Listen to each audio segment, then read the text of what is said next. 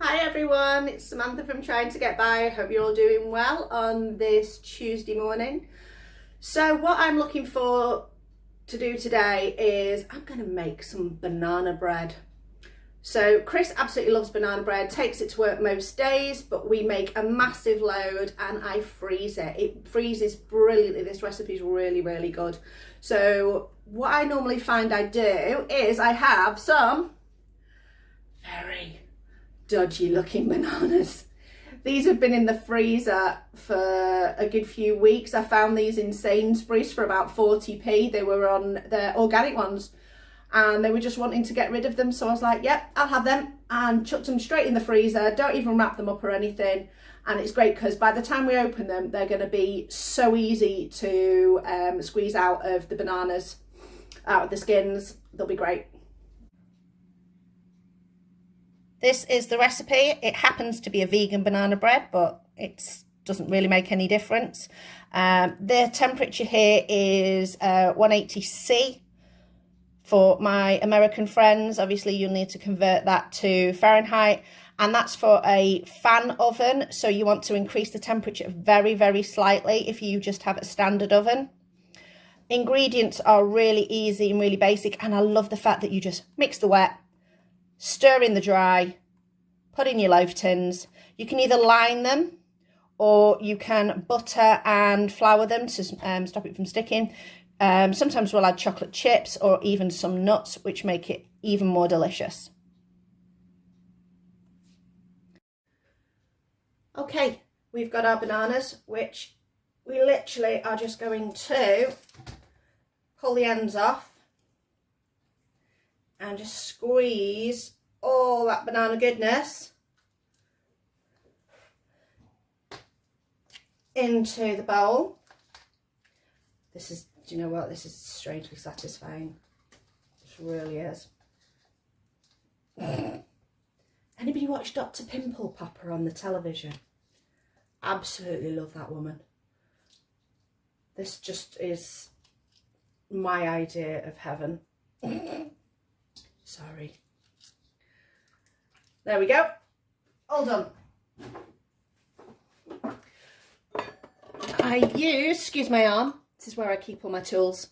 You can see, let me just move there you go, they're all up there.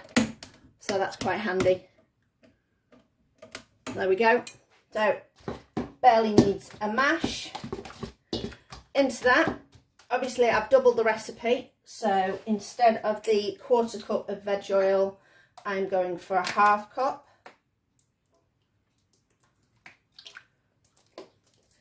And then a 1/2 cup of milk.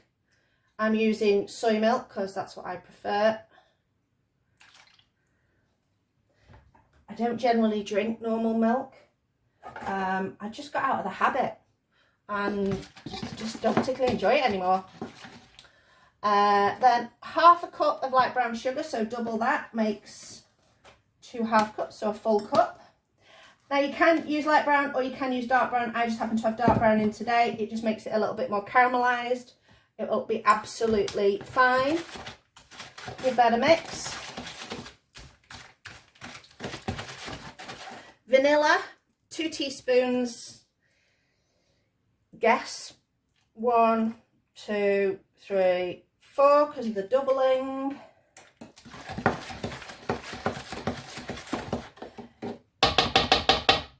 Now the flour. I keep my flour in this container. I don't know whether you can see it does. It probably ends up being backwards because videos and stuff.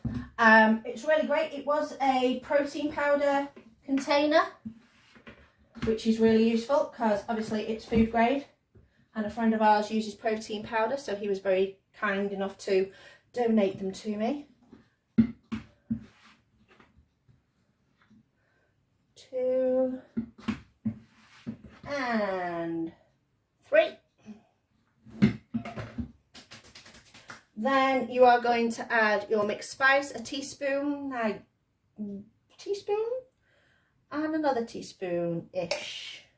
I really don't like measuring herbs, spices, things like that, unless it's absolutely necessary. A teaspoon of baking soda, so that takes us to 2 teaspoons. Baking soda, bicarbonate of soda, 1, 2. And then half a teaspoon of salt, so full teaspoon, I probably don't quite do a full teaspoon.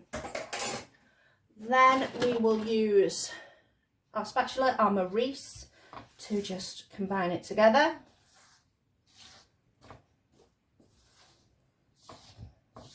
This bowl is fabulous. It's absolutely huge. I got this for £1 from a charity shop. There were 2 of them, and I tell you something, I totally regret not getting the second one. But at the time I was like, no, one's enough, it'll be fine.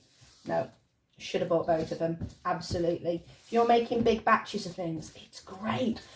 And with my stirring habits that normally involve flicking flour all over the counter, it's even better because I don't then make such a mess.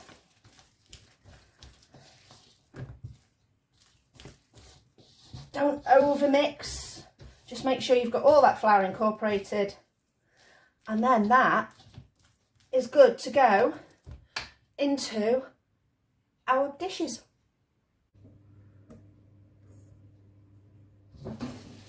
So these have been greased with some vegetable oil and some flour poured in them just to make them so that they're non-stick. Had these for absolutely years. These, I believe, are £1 loaf tins. And I will just split the mixture between the 2.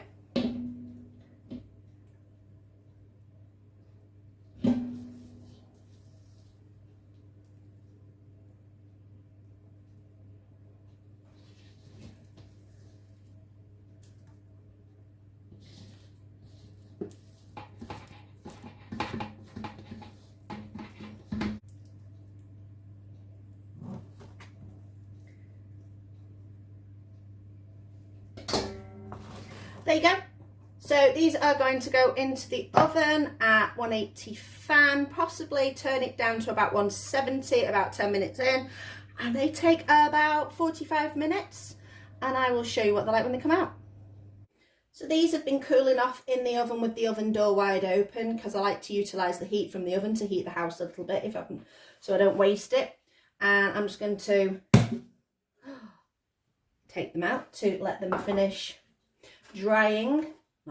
cooling on the tray here, and then I will slice them up once they have cooled off, and they will be going into the freezer ready for some of Chris's lunches.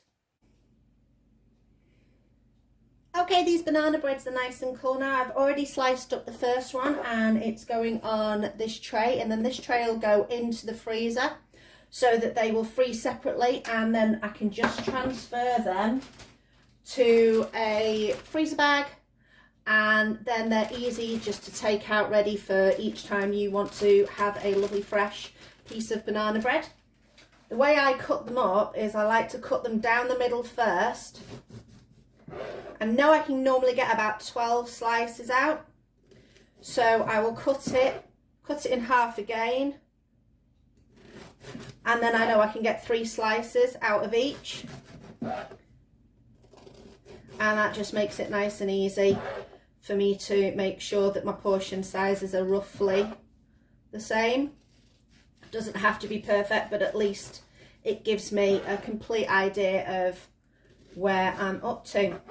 So if you like the banana bread recipe, let me know, and please like this video, and I would absolutely love it if you subscribe to my channel, and I can show you even more of my videos of cooking and money saving and what I do in our house to make sure that we're saving towards our financial goals.